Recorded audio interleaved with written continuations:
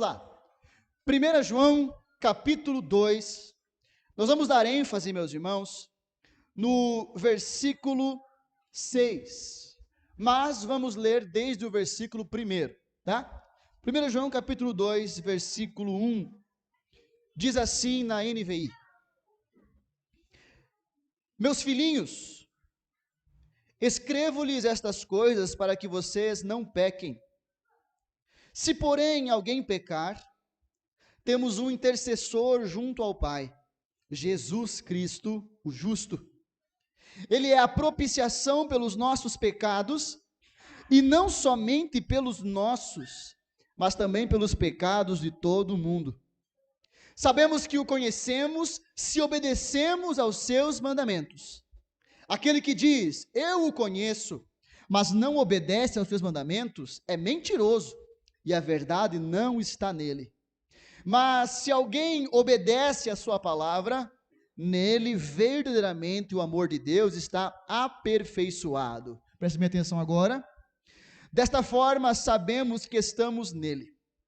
Aquele que afirma que permanece nele, deve andar como ele andou. Vamos ler juntos essa parte final? 1, 2, 3, o final mesmo.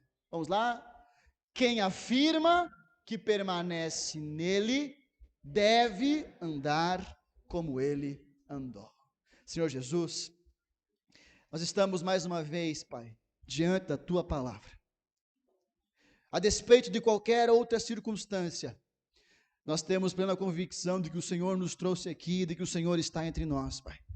De que o Senhor nos chamou para que pudéssemos ouvir aquilo que o Senhor tem a liberar e ministrar sobre nós. Por isso, Espírito Santo, ministra aos nossos corações. Guarda-nos em Tua presença e fala conosco, Pai. Em nome de Jesus. Amém. Amém. Perceba, meus irmãos, o texto que nós lemos, o final do versículo, aquele que nós lemos juntos para dar ênfase, diz: aquele que afirma estar nele, ou permanecer nele, deve andar como ele andou. Fale, deve. Perceba que não é talvez ande, pode ser que ande, eu sugiro que ande. É um mandamento do Senhor, amém, meus queridos? Se nós afirmamos, eu estou em Cristo, como estão em Cristo aqui, meus irmãos? Graças a Deus, essa é a maior bênção que nós temos, como nós cantamos aqui hoje. A nossa recompensa não é o céu ou o paraíso. A nossa recompensa é estar com Cristo, é estar nele, e ele estar em nós. Foi para isso que ele orou por nós em João, lembra? Pai, eu oro para que eles sejam um com os outros e um comigo, como eu sou um contigo. O nosso chamado então é permanecer nele, amém, meus queridos? Como a palavra diz, não há condenação nenhuma para aquele que está em Cristo Jesus, o nosso Senhor. Aquilo que a palavra diz, se alguém está em Cristo, nova criatura é. As coisas velhas já passaram e eis que tudo se fez novo. Perceba que tudo isso está atrelado ao estar, permanecer em Cristo. E que bom que você está em Cristo. Mas ao passo que nós celebramos e damos graças ao Senhor por sua obra que nos coloca no Filho, nós também recebemos aqui um compromisso. Se nós todos que levantamos as mãos aqui, de fato estamos em Cristo, nós temos o dever, o compromisso, o mandamento de viver como Ele viveu.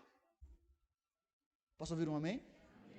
Para que não haja uma incongruência aqui, para que não haja um paradoxo, porque afinal de contas, o que é ser cristão, se não ser como Cristo? E eu quero partir, César, hoje aqui desse pressuposto básico.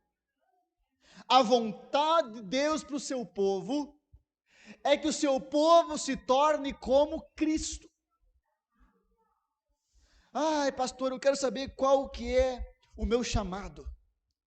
Pastor, eu quero saber qual que é a vontade de Deus para a minha vida. Aqui está uma boa uma boa matéria para você começar. A vontade de Deus para mim e para a tua vida é que sejamos como Cristo. É que sejamos como o Senhor, como o Mestre, Gabi.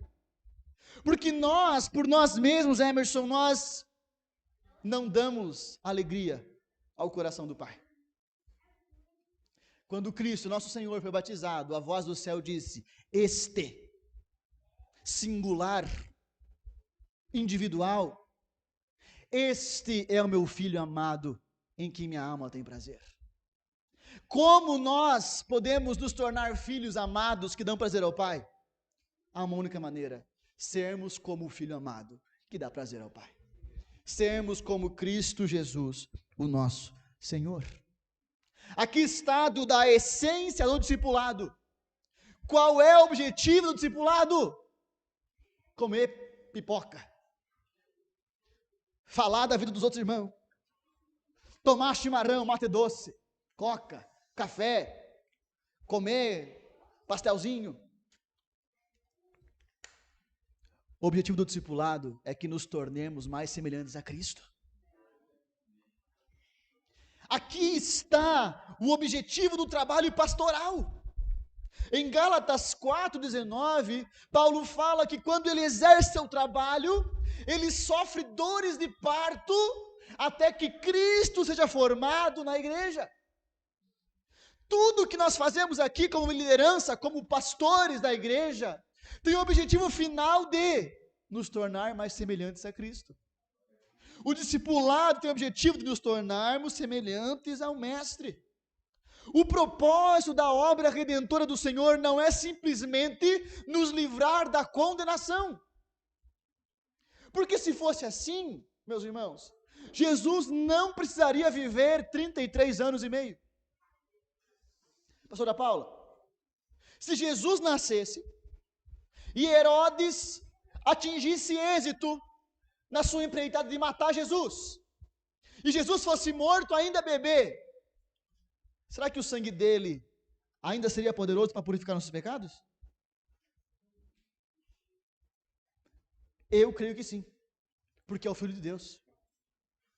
Mas como vocês sabem, ele não morreu bebê, ele viveu 33 anos. Para quê? Para nos ensinar como viver, para nos dar a oportunidade, a condição de nos tornar parecidos com Ele.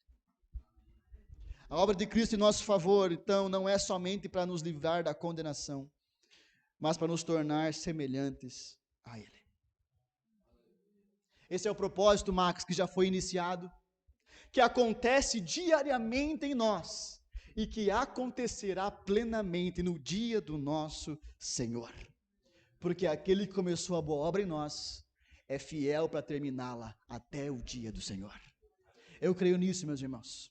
Eu creio com todo o meu coração nas palavras do apóstolo Paulo, inspirado pelo Espírito Santo, aos Filipenses, capítulo 1, versículo 6.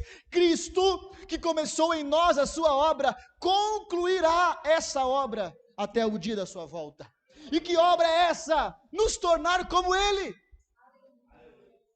Nos fazer uma igreja que se parece com Ele. Fala comigo: passado, presente e futuro. Perceba, meus irmãos, que eu comecei o culto aqui lendo 1 João, mas eu poderia ler diversos textos, porque a Bíblia é recheada de textos que nos apontam essa verdade. Somos chamados a nos conformar à imagem do Senhor Jesus. E como eu disse antes, esta obra de Deus, ela acontece ao longo de toda a história, passado, presente e futuro. Gia, por gentileza, Romanos 8, versículo 29. Os irmãos anotem e acompanhem aqui na projeção, por gentileza. Estamos falando aqui do passado, amém? Passado.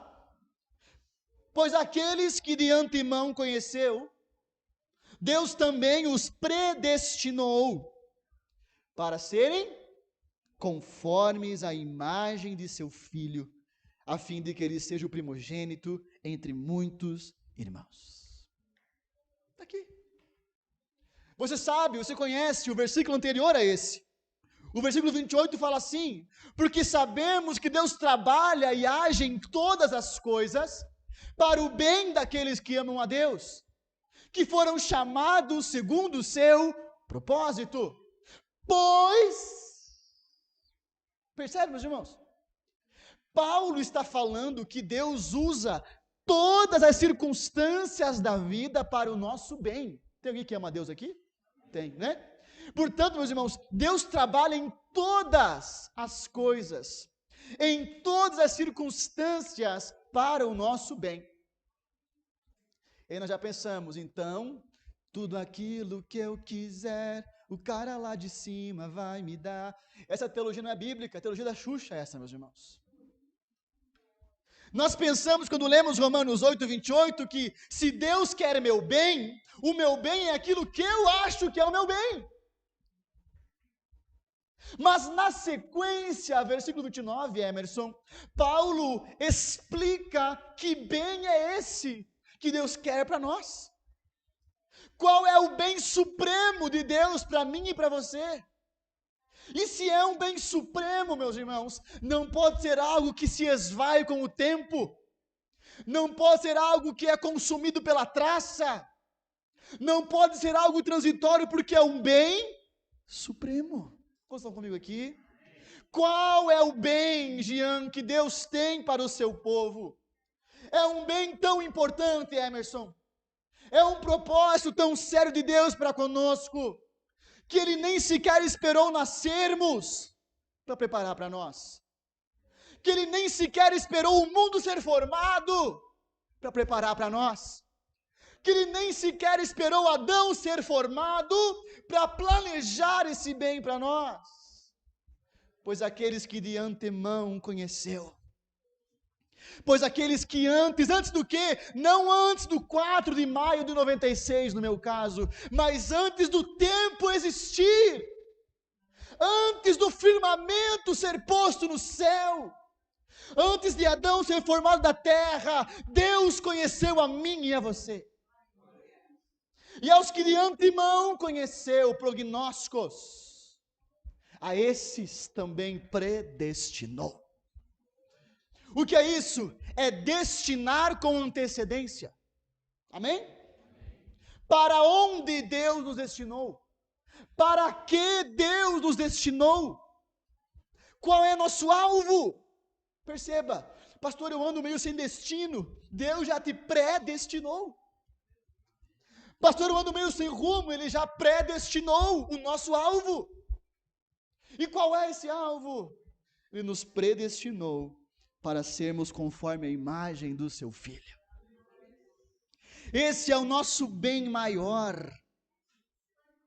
O nosso bem maior não é, meus irmãos, nos livrar de todas as doenças desse mundo caído, porque esse mundo caído tem doenças.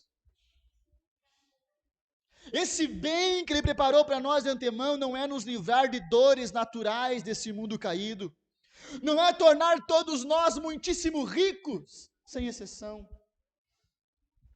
Ele nos chamou para sermos conforme a imagem de Cristo Jesus, o nosso Senhor. Quando, pastor? De antemão. Antes que o tempo existisse, antes que o haja houvesse, Deus nos conheceu e preparou para nós um destino. Portanto, meus irmãos, você tem um alvo a alcançar. Eu tenho um alvo a alcançar. Ser como Cristo Jesus. Jesus, a maior honra da minha vida é do teu sofrer participar. Porque se nos tornamos semelhantes a Ele em sua morte, diz Romanos 6, também seremos semelhantes em sua ressurreição. Esse é o nosso alvo no passado.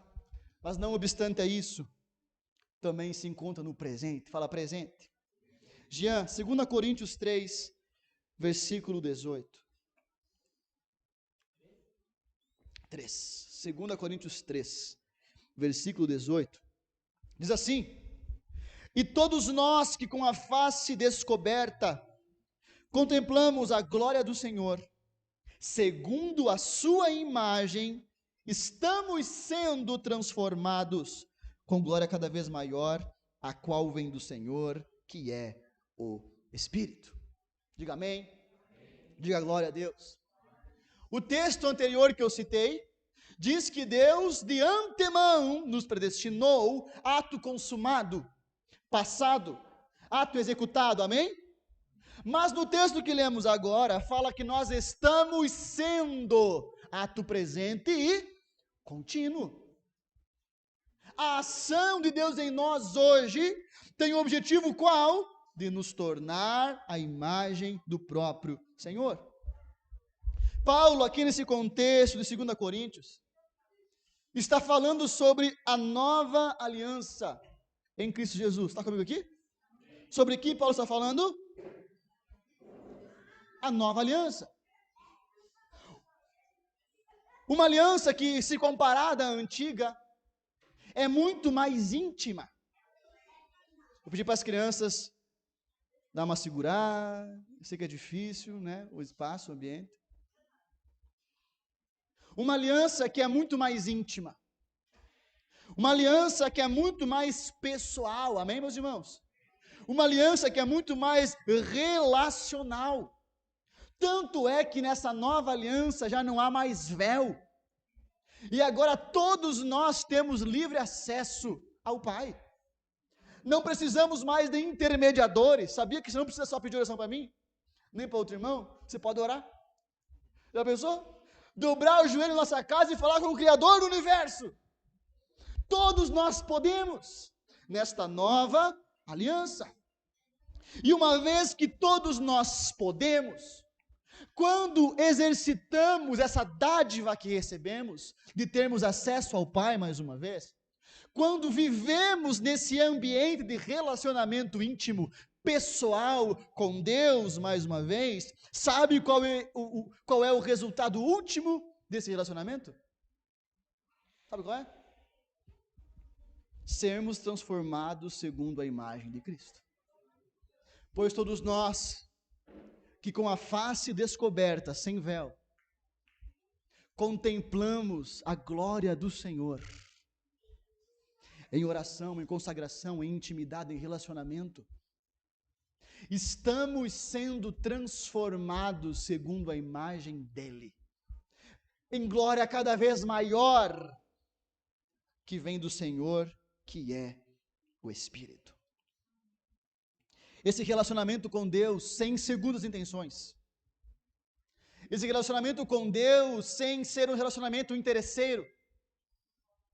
Esse relacionamento com Deus por não simplesmente para se obter algo, mas esse relacionamento por amor ao Senhor, por permanecer diante dEle, amém, meus queridos?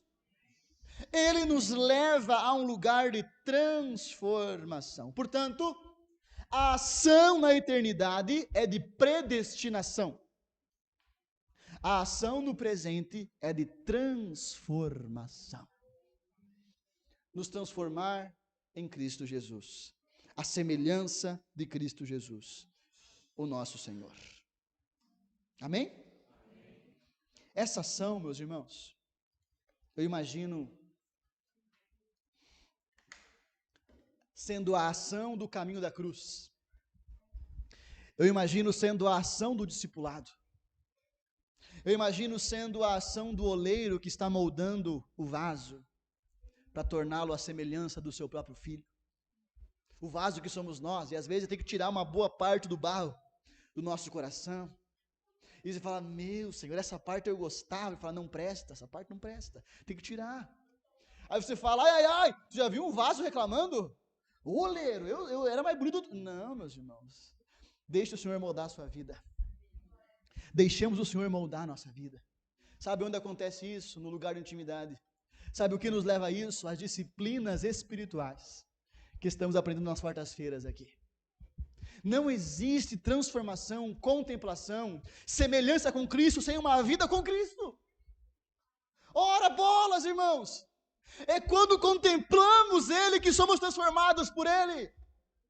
Precisamos entrar nesse lugar de oração, de relacionamento, de intimidade, de consagração diante do Senhor. Amém, querido? A obra do Espírito Santo em nós, olha só, porque essa glória vem do Senhor, que é aquele que o Senhor deixou aqui para agir entre nós. A obra do Espírito em nós tem um objetivo último. Sabe qual é? Não é me fazer melhor do que outros irmãos. Não é me fazer sentir mais espiritual, porque agora eu tenho mais do Espírito.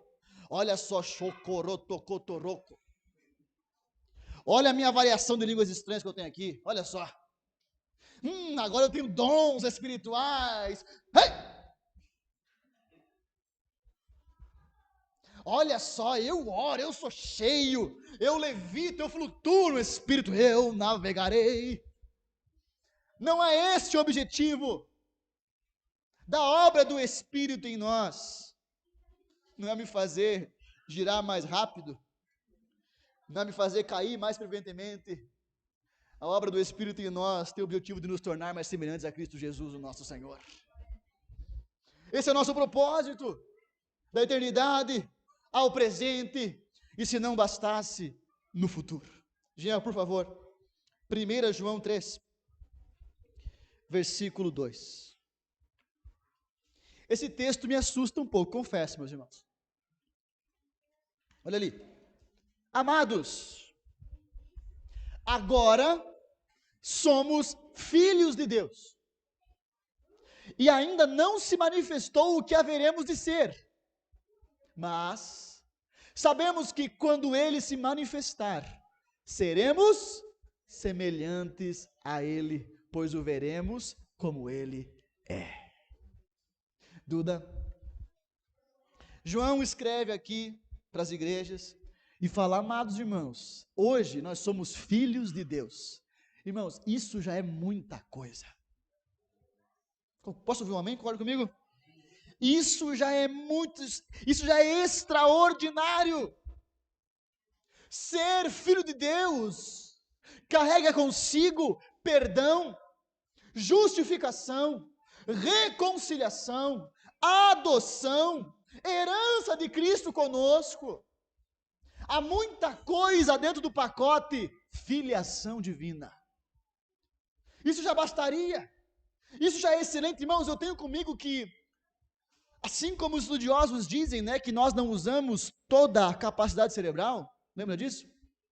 Quanto por cento que é que usa, meus irmãos? Em média? Alguém sabe me dizer? 10? 20?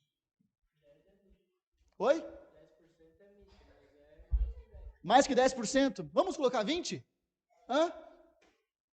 Nós usamos apenas 20%. Eu tenho comigo que assim também é na nossa vida cristã como filhos de Deus. Talvez nós vivamos só 20% de tudo que Deus conquistou para nós na cruz, através da filiação. Ser filho de Deus é extraordinariamente maravilhoso. Mas ele fala assim, pastora Paula, e no futuro não sabemos o que seremos, porque será ainda muito mais superior a isso.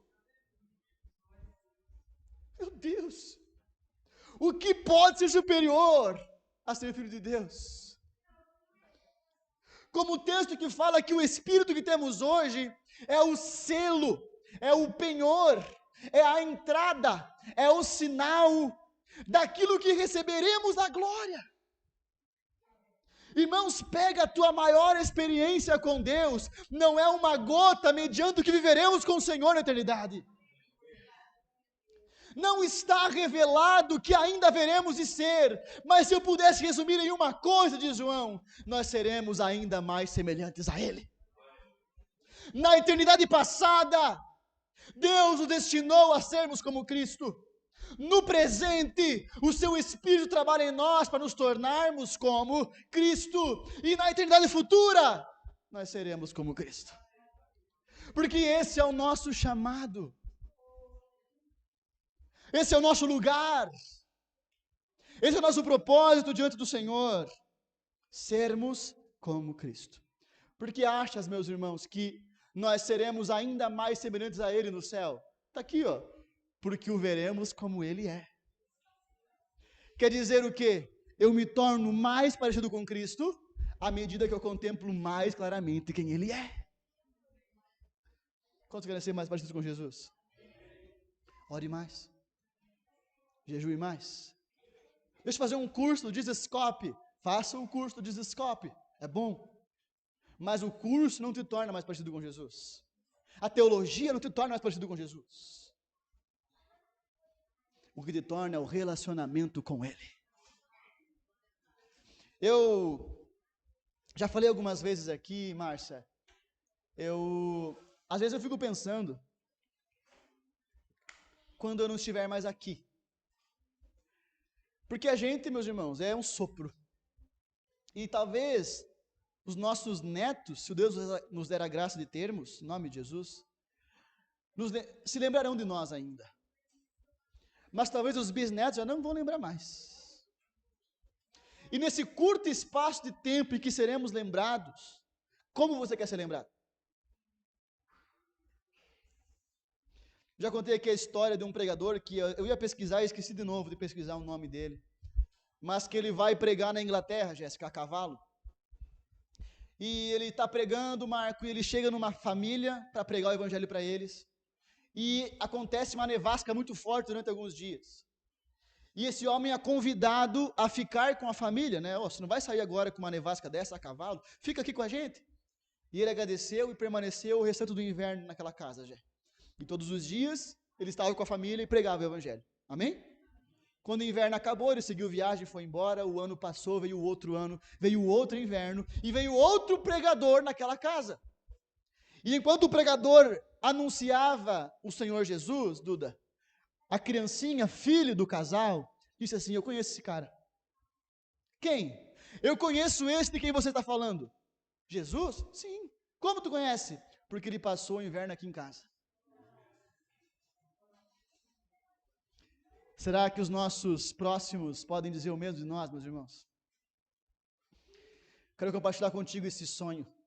Se formos lembrados por alguma coisa nessa terra, que seja por nos parecer com Cristo Jesus, o nosso Senhor. Que seja. Me lembra alguma coisa. Me lembra alguém. No amor, no serviço, na generosidade, na bondade, na pureza. Parecidos com Jesus. Pois é para isso que fomos chamados. Nós não partimos do pressuposto que partimos no começo dessa pregação. Qual foi o pressuposto? A vontade de Deus para o seu povo é que o seu povo seja como Cristo. Simplesmente porque o pastor acha bonito isso. Nós partimos desse pressuposto porque essa é a palavra de Deus. Se não formos como Cristo, nossa fé é falsa. Porque aquele que diz que está nele, deve andar como ele andou. Se não nos parecermos mais com Cristo, o cristianismo não passa de religiosidade. Se aquilo que vivemos, que fazemos, não nos torna mais semelhantes a Ele, tudo o que fazemos tem peso de nada. Fomos chamados a ser como Ele. Amém? E eu quero listar aqui cinco formas, 5 aspectos de Cristo que nós precisamos buscar e imitar. Estão comigo aqui, meus irmãos? Está entendendo a palavra nessa noite? Glória a Deus, que bom. Glória a Deus. Devemos ser como Cristo. Número 1, fala comigo, em sua humildade. Essa, Emerson, é uma das maiores marcas do Cristo encarnado. E é o oposto de uma das maiores marcas do homem caído. Eu tenho comigo que todo pecado, em última análise, é orgulho. Eu não preciso de você, Deus. Eu sou meu próprio Deus. Eu não preciso de tuas palavras. Eu mando em mim. Eu não preciso de um pastor, Jesus. Eu conduzo minha vida. O homem caído é marcado pelo orgulho. O Cristo encarnado é marcado pela humildade. E nós precisamos ser como Ele. Imitá-lo em sua humildade. Amém? Jean, Filipenses 2. Texto muitíssimo conhecido. Estudiosos dizem que Filipenses 2 era um hino que a igreja de Filipos cantava. Filipenses 2, versículo 5. Vamos ler até o 8, diz assim: Paulo roga à igreja: seja a atitude de vocês a mesma de Cristo Jesus, que embora sendo Deus, não considerou que o ser igual a Deus era a água que deveria apegar-se, mas esvaziou-se a si mesmo, vindo a ser servo, tornando-se semelhante aos homens, e sendo encontrado em forma humana, humilhou-se a si mesmo, e foi obediente até a morte, e morte de cruz. Amém? Paulo usa aqui a palavra grega phronesis, ou fronos, quando ele fala, tem em vós a mesma phronesis. Na NVI diz, tem em vós a mesma atitude que houve em Cristo. Mas em outras versões diz, tem em vós o mesmo sentimento que houve em Cristo. E se nós observarmos em português, há um abismo entre sentimento, vontade, desejo, e atitude, ação, prática, sim ou não? Muitas vezes nós ficamos na vontade. Eu quero ser como Cristo, mas não conseguimos ser na prática. Eu quero amar como Ele amou, mas não conseguimos na prática. Faz sentido isso? Mas Cristo tem o frônesis, que é tanto sentimento quanto atitude. Não é uma vontade que fica na vontade, mas é uma vontade que se materializa, se encarna na prática. Esvaziando-se de si mesmo, tomando forma de servo, humilhando-se a si mesmo e sendo obediente até a morte, morte de cruz. Meus irmãos, nós não podemos deixar que a nossa fé seja teórica. Amém? Nós não podemos permitir que a nossa vida cristã seja simplesmente uma filosofia de vida que não se encarna na vida prática. Amém? Eu falei esses dias, a vida cristã é caminho, é seguir a Cristo, é andar, é se mover nos passos do Senhor. Temos, portanto, como diz Paulo, que imitar a frônesis de Cristo. Imitar a motivação, o sentimento e a prática, a conduta humilde do Senhor Jesus. Estão comigo aqui? Mas, Marine, tem um problema aqui, porque eu sempre li isso e eu entendi assim: o que eu tenho que imitar de Cristo? Paulo diz, embora sendo Deus, não tomou por usurpação ser igual a Deus, antes esvaziou-se a si mesmo. Então, eu tenho que imitar a Cristo no esvaziamento. Aí eu cantava, e eu vou me esvaziar. Mas, meus irmãos, me esvaziar de quê?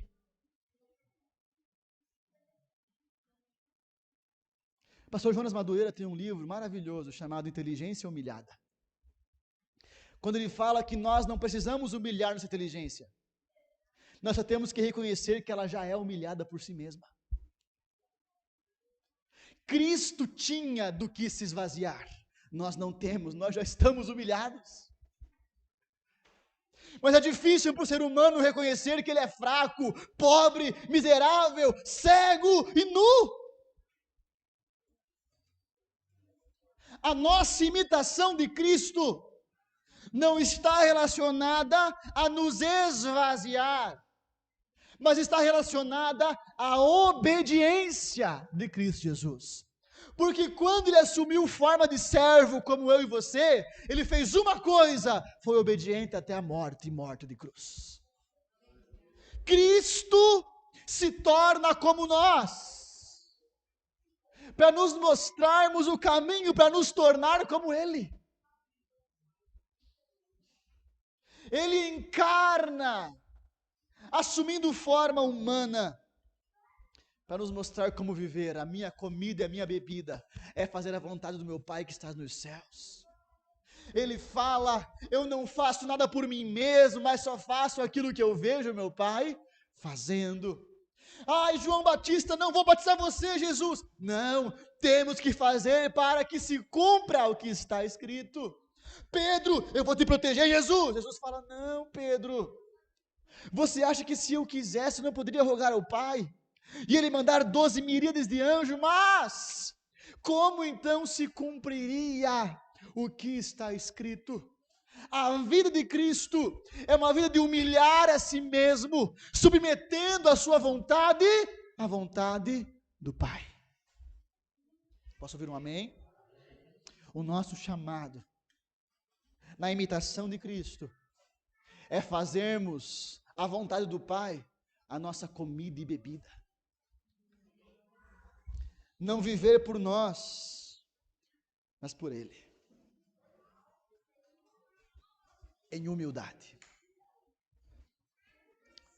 Vou citar mais um livro aí, vou indicar mais um livro para você ler. Esse é bem pequenininho, você lê em minutos. Ego Transformado, Timothy Keller. Ele fala o seguinte: a essência da humildade resultante do Evangelho não é pensar em mim mesmo como se eu fosse mais, nem pensar em mim mesmo como se eu fosse menos. É pensar menos em mim mesmo. Humildade não é você se rebaixar. Não é você pensar de você, eu sou a miséria, do verme, do cocô, do cachorro, do ladrão que fugiu. É pensar menos em si e não sobre si. É saber quem você é em Cristo, mas escolher pensar mais em Cristo e no outro do que em ti mesmo. Não foi isso que Cristo fez? Não foi isso, meus irmãos, que Cristo fez?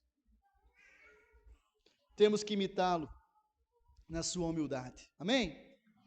A humildade desloca o eixo central da nossa vida. Preste atenção nisso. A humildade tem o poder de deslocar o eixo central da nossa vida, que naturalmente está construído em cima do ego, em cima do self, em cima do eu.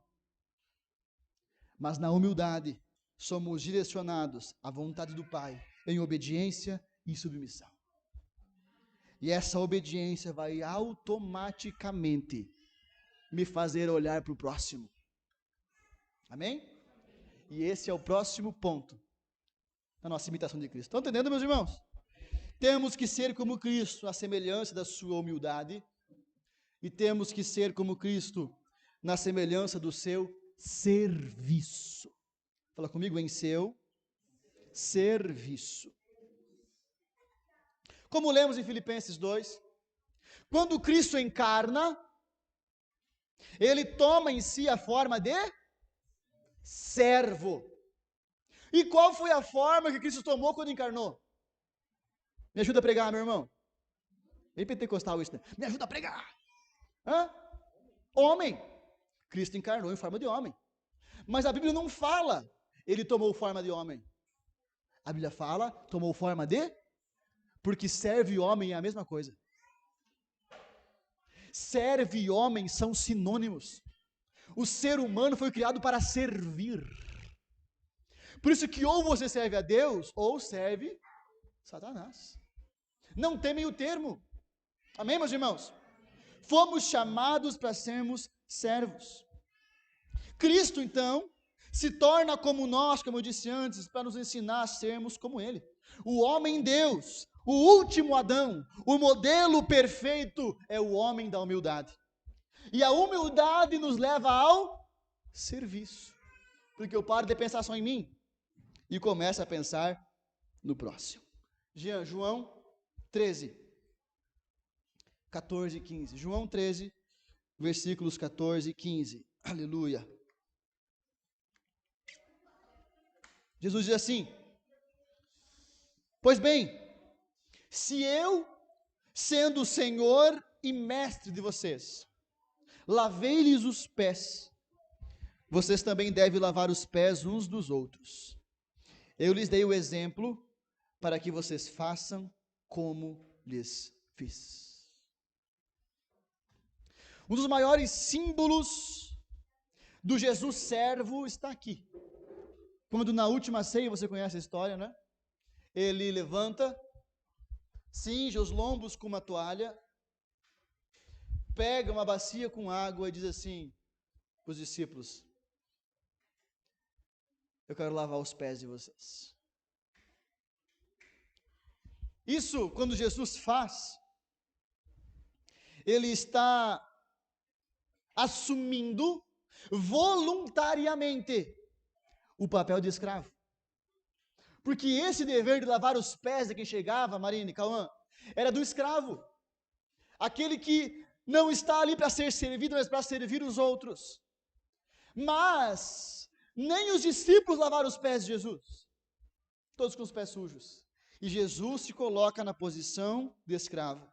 Ele voluntariamente se coloca no posto daquele que vive para servir. Amém? Eu vi uma frase um tempo atrás que dizia assim, é bem forte até, que se eu não vivo para servir, eu não sirvo para viver. Está comigo aqui? Está entendendo? Diga estou. Em nome de Jesus. Ele assume essa posição de tocar os pés.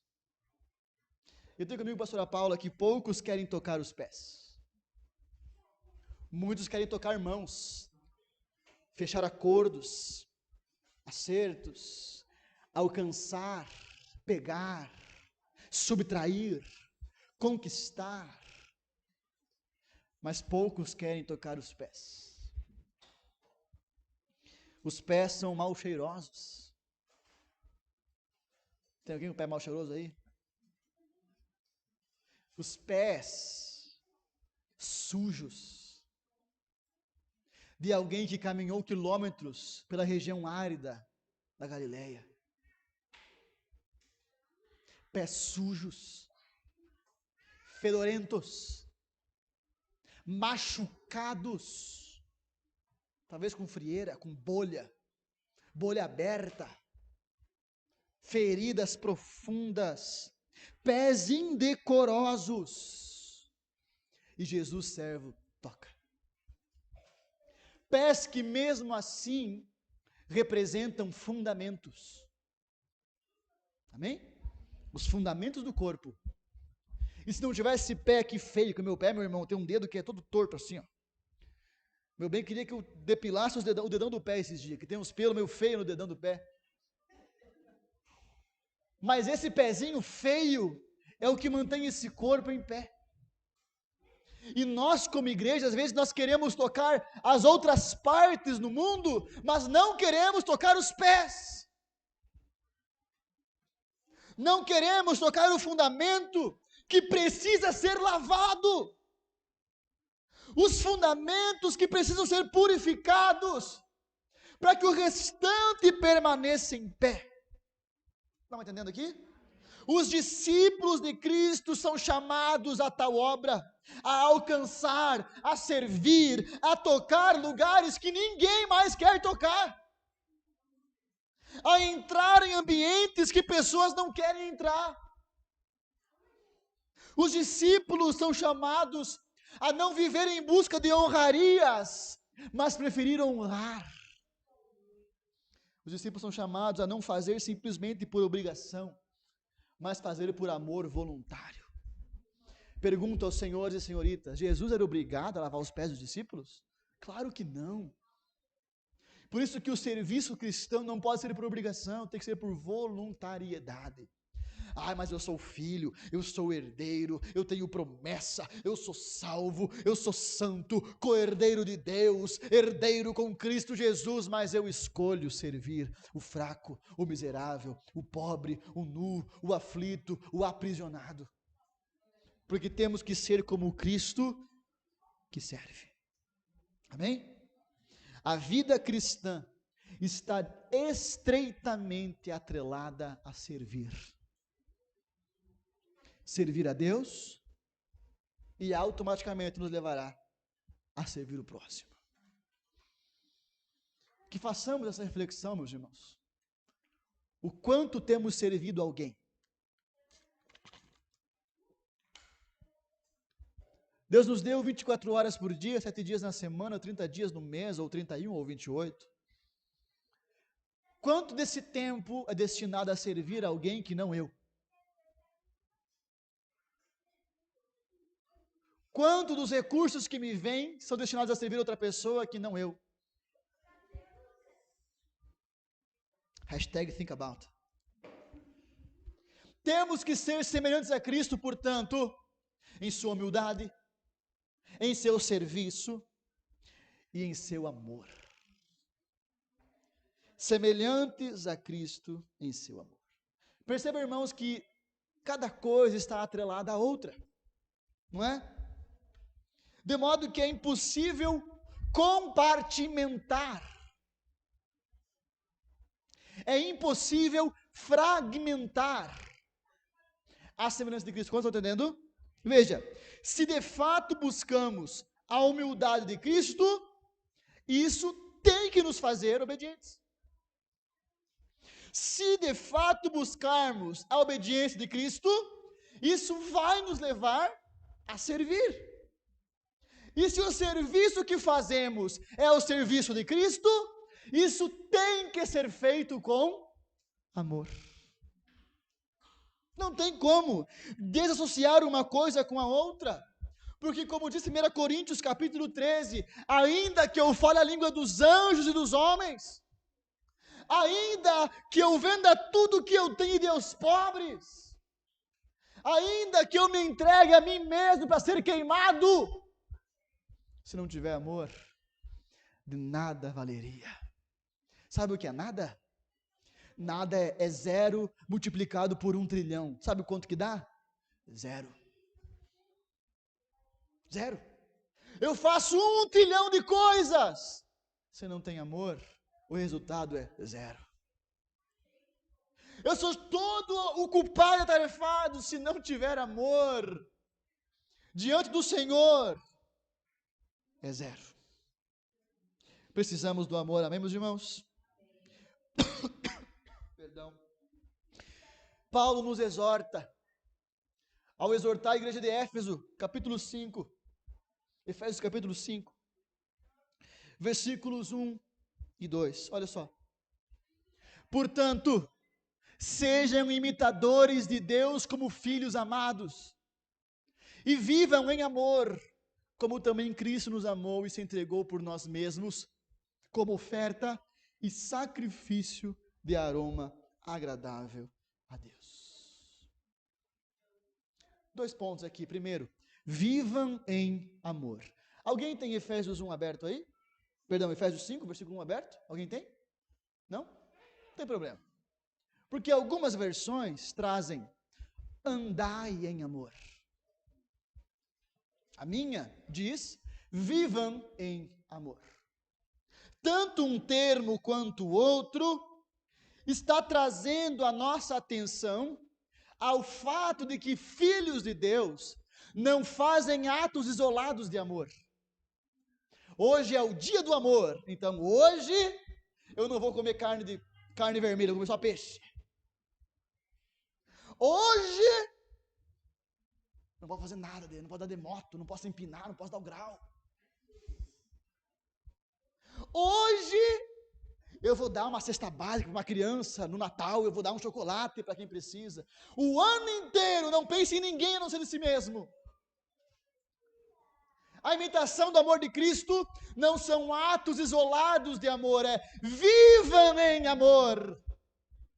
Andem em amor, ou seja, que os seus passos sejam encharcados de amor. Que todo o seu comportamento seja caracterizado pelo amor. Vocês entendem? Diga amém. Um amor que, como é constante, ele não pode se fundamentar essencialmente em sentimento, porque nós nem sempre sentimos vontade de servir o outro. É ou não é?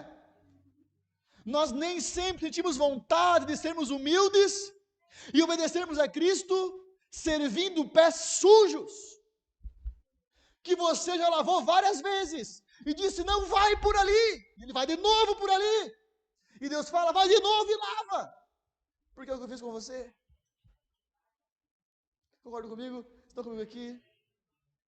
Esse amor não é baseado em sentimento. Por isso, meus irmãos, que em Mateus 6 Jesus não fala assim, gostem dos seus inimigos e orem por aqueles que os perseguem. Não, ele fala assim, amem os seus inimigos. Não é gostem, porque é naturalmente impossível gostar de um inimigo. Gostar é sentimento. Amar é decisão. Amem os seus inimigos. Tipo, eu não gosto desse cara. Eu não gosto dele. Tá tudo bem, meu irmão? Concorda comigo? Tá tudo bem. O cara só te faz mal, te faz chorar, te machuca. Como é que vai gostar dele? Mas você deve amá-lo. É tipo assim, você não merece, mas eu escolho amar. Você não tem crédito para isso, mas eu escolho fazer. Amém, meus queridos? Jesus não nos amou porque nós merecíamos o seu amor. Jesus nos amou simplesmente porque nós precisávamos desse amor. Assim é conosco também, meus irmãos. Existem pessoas que merecem nosso amor e outras precisam do nosso amor. Andai em amor. Primeiro aspecto, andem em amor. O segundo aspecto é como Cristo. Aí o buraco fica mais embaixo. Porque, se só falasse assim, ó, amem uns aos outros, eu podia dizer assim, eu vou amar nos meus termos. Eu vou amar nas minhas condições. Mas ele também dá o como amar, como Cristo.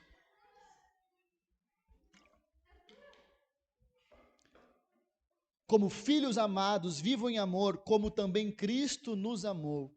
Como ele nos amou? Se entregou por nós mesmos, por nós, como oferta e sacrifício de aroma agradável a Deus.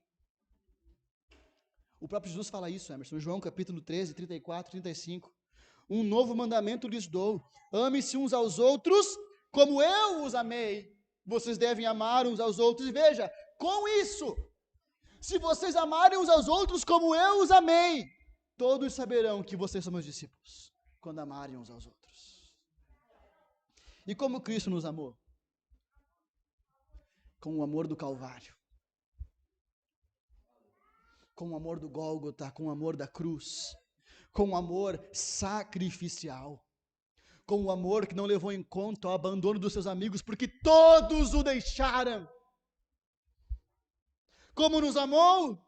Com o amor que se entrega em favor daqueles que o entregou à cruz. Que caia sobre nós o sangue desse inocente, disseram os judeus. E a minha Bíblia fala que Israel será salvo, porque esse amor é o amor que se doa. Falta comigo aqui. Como ele nos amou, com o amor que escolhe dizer: Pai, perdoa-lhes, porque eles não sabem o que fazem. Talvez se fosse eu na cruz, diria assim: mata, Pai, manda um raio aqui agora. Eu, né? Com um amor que abraça o ladrão que minutos antes blasfemava contra Jesus. Porque nós pensamos assim, um blasfemava, o outro não. Leia Mateus. Você vai ver, os ladrões ao seu lado blasfemavam contra ele. Mas quando um caiu em si, ele falou: hoje mesmo estará comigo no paraíso. Que amor é esse, meus irmãos? Que humildade é essa? Que serviço é esse? É o amor do Gólgota, é o amor do Calvário, é o amor ágape, é o amor que nós precisamos rogar ao Pai, para que Ele coloque em nosso coração. Nos ensina a amar. Amém? Nos ensina a amar. Quantos estão entendendo? Quantos estão com sono? Amém? Pastor não sabe pregar, né? Tem gente que prega, meus irmãos, ele prega assim 1h30, e parece que foi 20 minutos. Já ouviu alguém pregando assim? E às vezes o pastor vai pregar, eu preguei aqui 40 minutos, eu acho, até agora, parece que foi 1h30, né? Mas vamos para o fim. Nós falamos sobre ser como Cristo na humildade, ser como Cristo no serviço, ser como Cristo no amor, e nós também devemos ser como Cristo, fala comigo, em sua longanimidade. Longanimidade. Palavra bonita, né? Longanimidade. Vamos trazer agora aqui as recomendações de outro apóstolo. Baseamos aqui em Paulo. Vamos trazer a recomendação agora de Pedro, apóstolo Pedro. 1 Pedro 2, 19 ao 21. Antes de lermos, meus irmãos, Quando Pedro escreve sua primeira carta, ele escreve num contexto de perseguição ferrenha da igreja. Amém? Tanto que ele começa o capítulo 1 destinando a carta aos eleitos de Deus, peregrinos e dispersos. Pedro escreve a irmãos que tiveram que deixar suas casas para fugir da perseguição. Pedro escreve a irmãos que abandonaram suas cidades, propriedades e bens, por estarem sendo perseguidos, errantes, tudo por causa do Evangelho. E quando ele escreve essa carta, ele fala o seguinte: porque é louvável que, por causa da sua consciência para com Deus, alguém suporte aflições, ainda que sofra injustamente. Pois que vantagem há em suportar açoites recebidos por terem pecado? Mas se vocês suportam o sofrimento por terem feito o bem, isto é louvável diante de Deus. Segue o 21 também.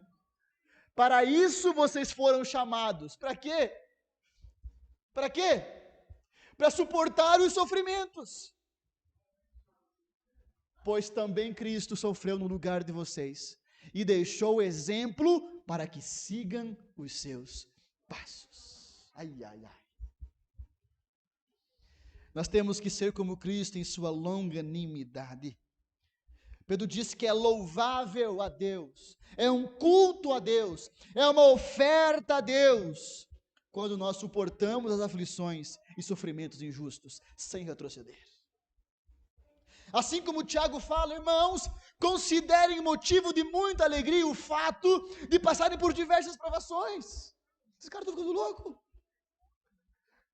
Assim como o próprio Senhor Jesus diz em Mateus: alegrem-se, regozijem-se, quando difamarem, caluniarem, perseguirem, por conta da justiça, porque assim também fizeram com os apóstolos e profetas que vieram antes de vocês.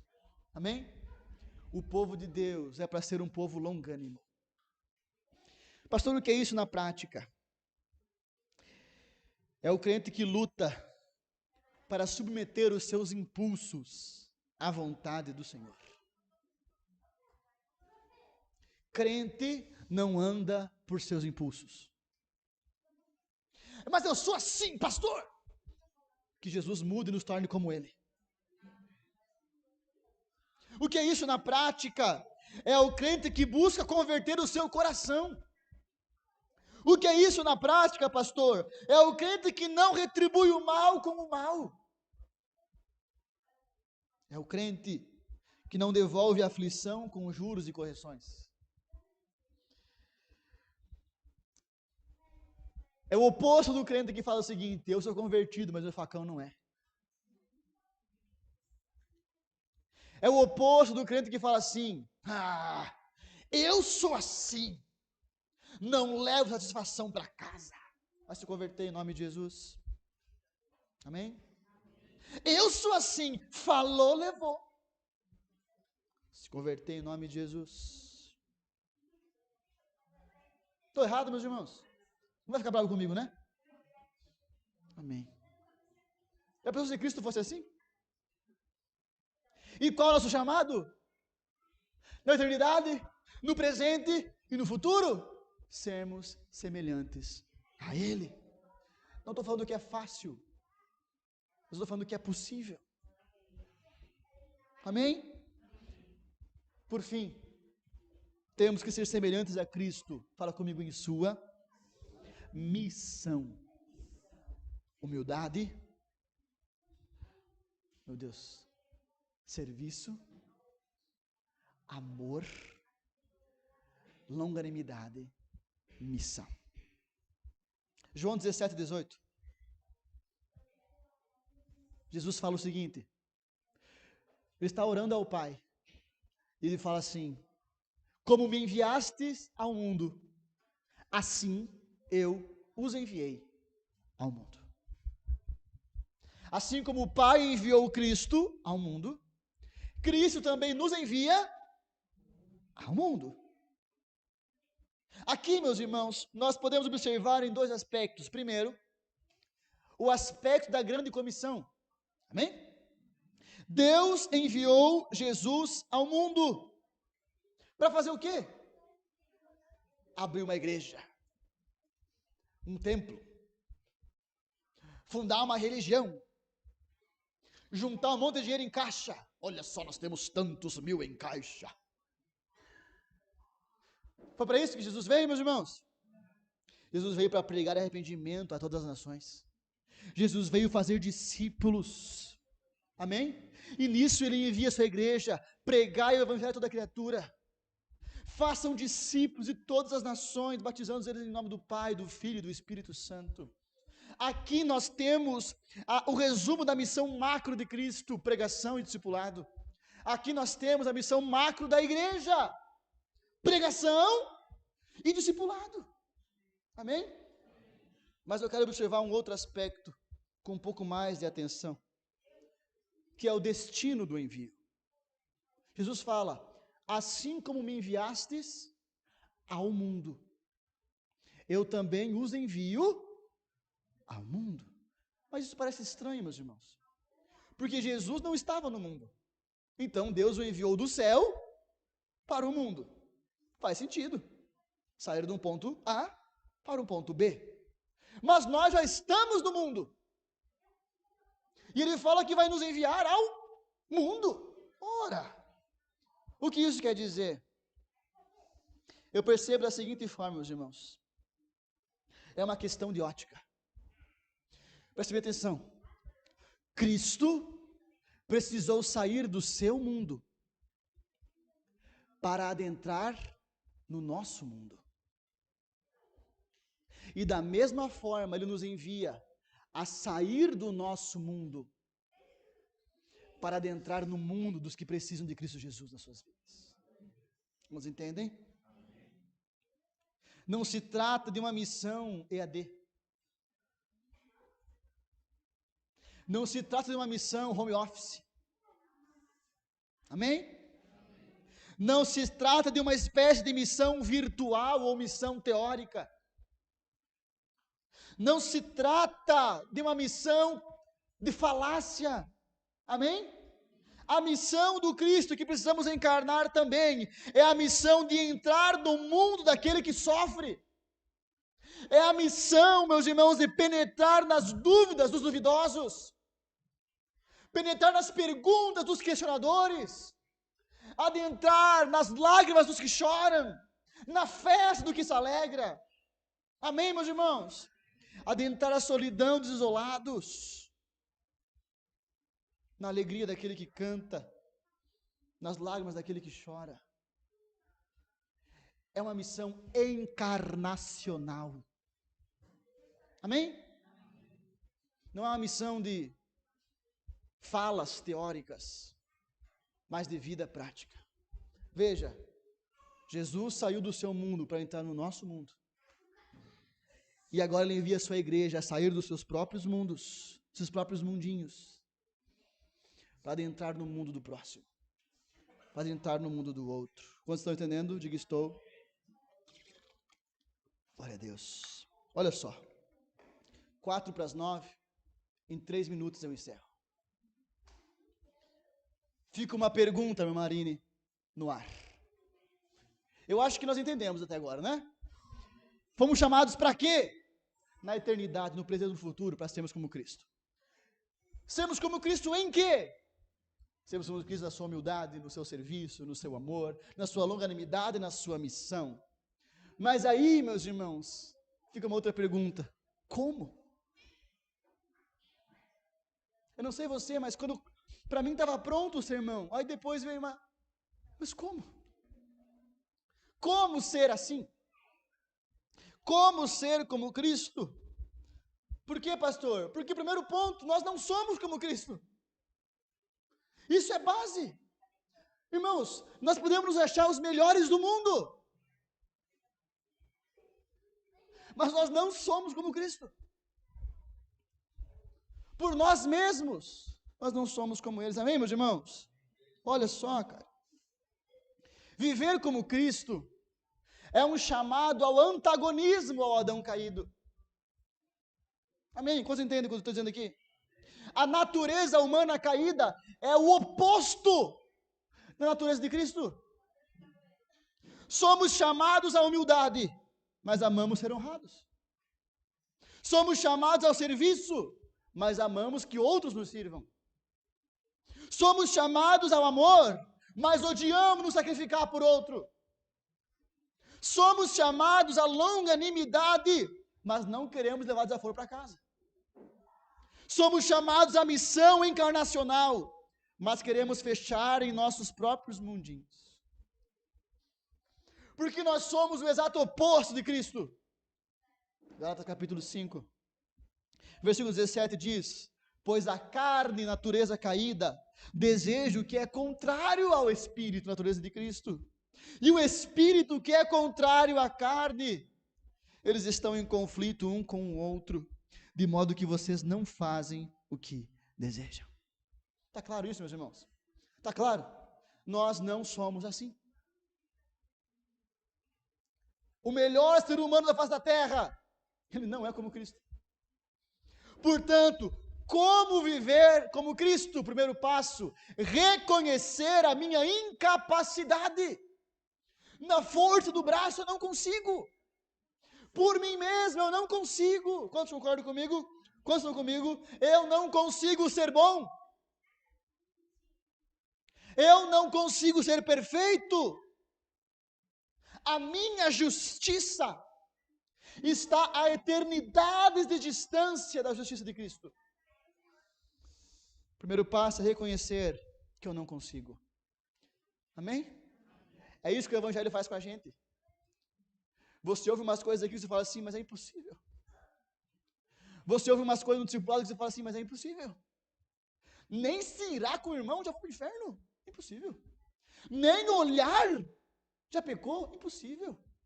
Amar o inimigo. Impossível. Ser perfeito como perfeito é o Pai. Impossível. A boa nova é que Deus sabe que nós não conseguimos sozinhos. E para isso nos envia a capacitação do alto. Isso é clichê, mas eu achei que encaixou aqui, meus irmãos. Nós não precisamos de autoajuda. Nós precisamos de ajuda do alto.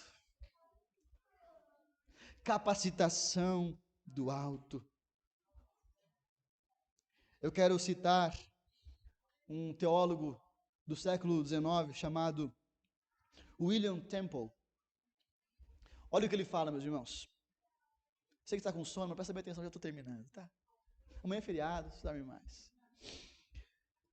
Abre aspas. Não é feriado? Ai, Marina, desculpa. Já estou terminando. Abre aspas. Não adianta me dar uma peça como Hamlet ou Rei Lear e me dizer para escrever algo assim. Shakespeare podia fazer isso. Eu não posso. E não adianta me mostrar uma vida como a de Jesus e me dizer para viver como ele. Jesus era capaz, eu não. Porém, se o gênio de Shakespeare pudesse vir morar em mim, então eu poderia escrever peças como as dele. E se o Espírito de Jesus pudesse vir morar em mim, então eu viveria uma vida como a dele. E sabe qual é a boa notícia? O Espírito habita em todos nós. O Espírito habita em todos os cristãos que confessaram o nome do Senhor Jesus. E é por esse Espírito, e tão somente por Ele, que podemos nos tornar como Cristo. João 14, 26, mas o Consolador, o Espírito Santo, a quem o Pai enviará em meu nome, vos ensinará todas as coisas. Atos 1, 8, mas recebereis poder, quando o Espírito vier sobre vocês. Romanos 8, 13, porque se vocês viverem de acordo com a carne, morrerão, mas se pelo Espírito fizerem morrer os atos do corpo, viverão. Gálatas 5,16, digo porém, vivam pelo Espírito, e de modo nenhum satisfarão os desejos da carne. Efésios 3,16, oro para que, com as suas gloriosas riquezas, Ele os fortaleça no íntimo do seu poder, por meio do Espírito. Fique em pé, por gentileza. Glória a Deus.